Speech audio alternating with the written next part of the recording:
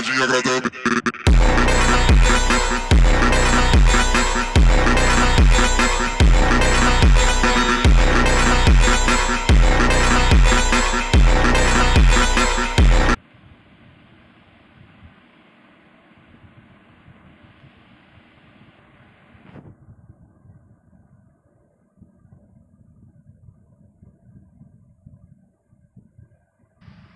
पिछले एपिसोड में आपने देखा होगा कैसे लोगिया वर्सेस एरोडेक्टिल की बैटल कंटिन्यू होती है, जहाँ पे लोगिया यूज़ करता है हाइड्रोपम्प अटैक का। वही हम दूसरी तरफ एरोडेक्टिल को देखते हैं। एरोडेक्टिल इसके काउंटर में यूज़ करता है स्टील विंग अटैक का। दोनों ही पोकेमॉन्स के अटैक्स आपस में टकराते हैं, जिससे काफ़ी बड़ा एक्सप्लोजन होता है। फिर एक्सप्लोजन की वजह से चारों तरफ उस जगह पे स्मोक फिर जाता है।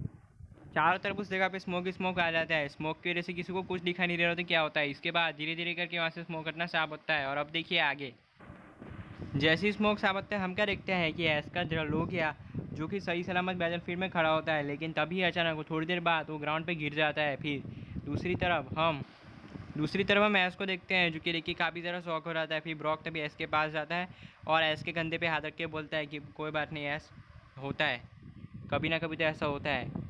एरोडेक्टिल बहुत ही स्ट्रॉन्ग पोकेमॉन है, इतने आसानी से हार मारने वाला बिल्कुल नहीं। ऐश बोलते हैं मुझे पता है ब्रॉक, इसलिए मैं अपने डार्क को भेजता हूँ। फिर ऐश भी अपने लोगिया को वापस बुलाता है और अपने सेकंड पोकेमॉन लोगिया को डार्क को भेजता है। ऐश तभी अपने सेकंड पोकेमॉन को भेजता है, जो कि होता है एक डार्क टाइप का मिथिकल पोकेमॉन डार्कराय, जो कि सीनो रीजन से आया होता है। जैसे ही डार्क पोकेबॉल से बाहर निकलता है, वो यूज़ कर देता है डार्क पल्स अटैक का।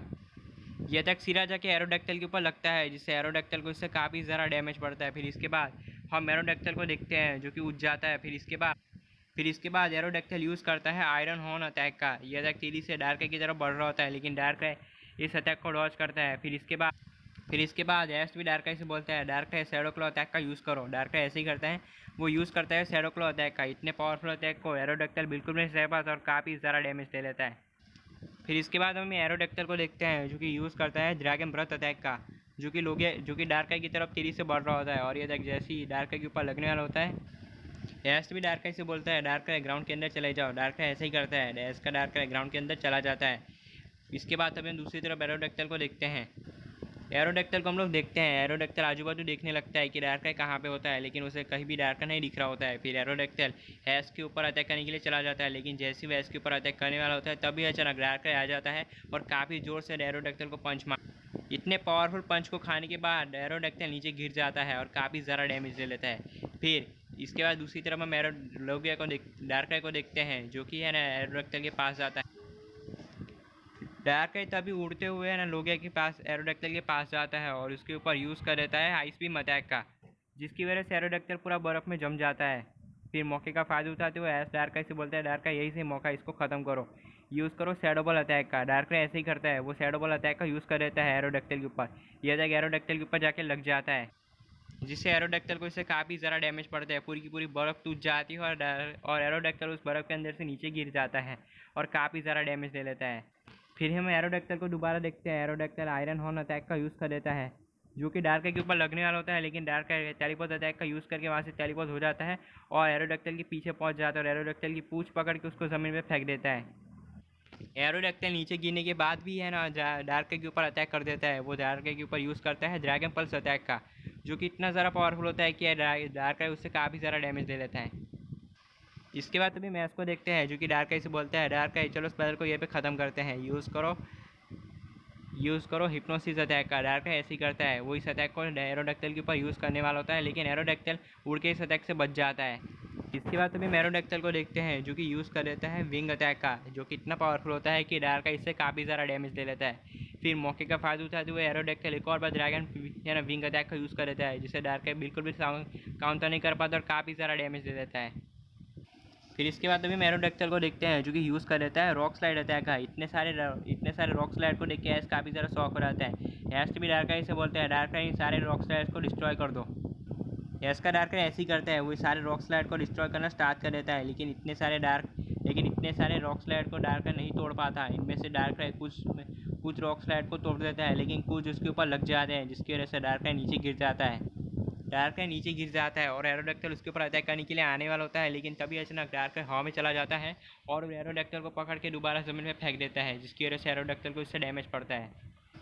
इसके बाद तभी हम ब्रॉक को देखते हैं जो कि ऐसे बोलते हैं, ऐस जल्दी तुम्हें कुछ ना कुछ तो करना होगा, नहीं तो ये एरोडैक्टाइल तुम्हारे डार्क राय को ख़त्म कर देगा। तुम्हें जल्दी कुछ ना कुछ तो करना होगा। मुझे नहीं लगता कि तुम एरोडैक्टाइल को हरा सकते हो, क्योंकि मुझे काफ़ी ज़्यादा स्ट्रॉन्ग लग रहा है। इतनी आसानी से हार मानने वाला बिल्कुल भी नहीं। इसके बाद तभी हम जॉन को देखते हैं जो कि ऐसे बोलते हैं, ऐस ब्रॉक की बात सही है, इतनी आसानी से हार मानने वाला नहीं है। मैं भी ये एरोडैक्टाइल से एक बार लड़ चुका हूँ, मुझे भी इसको हराने में काफ़ी ज़्यादा दिक्कतें आई थी, लेकिन फिर भी मैंने इसको हरा दिया था। लेकिन इस बार एरोडैक्टाइल का सामना तुम कर रहे हो, ना कि मैं। तो ज़रा सोच समझ के इसे लड़ना। इसके बाद एरोडैक्टाइल तभी काफ़ी ज़्यादा गुस्से में आ जाता है। एरोडैक्टाइल काफ़ी ज़्यादा गुस्से में आ जाता है। फिर इसके बाद एरोडैक्टाइल यूज़ कर लेता है हाइपर बीम अटैक का, जो कि डार्क की तरफ तेज़ी से बढ़ रहा होता है, लेकिन डार्क इस अटैक को रोक लेता है।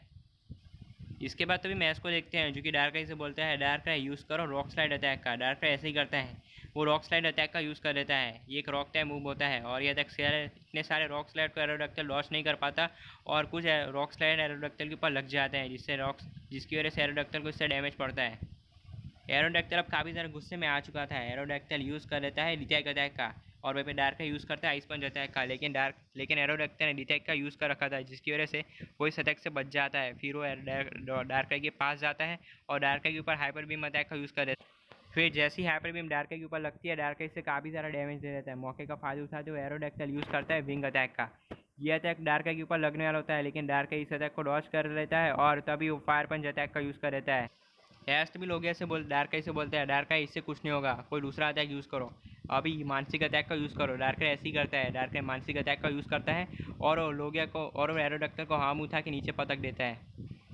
एरोडैक्टाइल नीचे गिर जाता है, जिसकी वजह से उसे इससे काफ़ी सारा डैमेज पड़ता है। फिर हम दूसरी तरफ ब्रॉक को देखते हैं जो कि ऐसे बोलता है, यस यही सही मौका है, अभी अपनी पोकेबॉल निकालो और एरोडैक्टाइल को कैच कर लो। इससे अच्छा गोल्डन चांस तुम्हें कहीं नहीं मिलेगा। यही सही मौका है, एरोडैक्टाइल को कैच कर लो।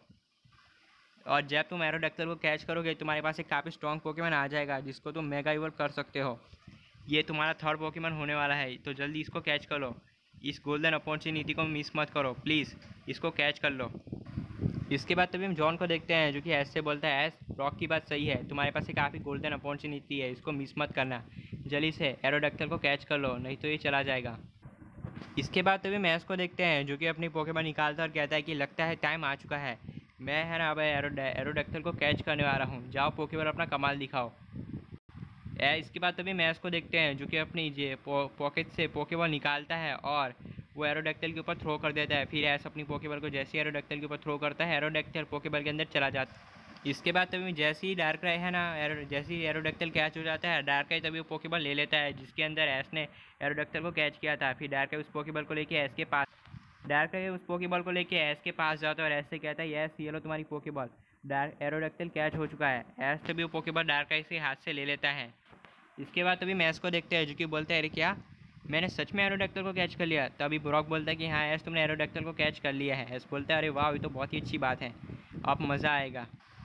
इसके बाद तभी हम जॉन को देखते हैं जो कि ऐसे बोलता है, ऐस कॉन्ग्रेचुलेसन, तुमने कमाल कर दिया, तुमने एरोडैक्टाइल को कैच कर लिया है, तुमने अपना थर्ड पोकेमॉन कैच कर लिया है। तुमने कुल मिला के टोटल 3 पोकेमॉन कैच किए हैं, जिनमें से पहला है ब्लास्टॉय, सेकंड है सीबलाय और थर्ड है एरोडैक्टाइल। अब तुम्हें सिर्फ टोटल 7 पोकेमॉन पकड़ने हैं, फिर तुम्हारा मिशन पूरा हो जाएगा।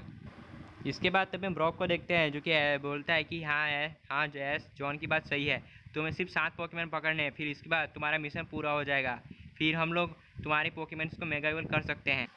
इसके बाद जैसे ही वो तीनों एरोडैक्टाइल को कैच कर लेते हैं, ब्रॉक और जॉन तीनों मिलकर आगे बढ़ते हैं।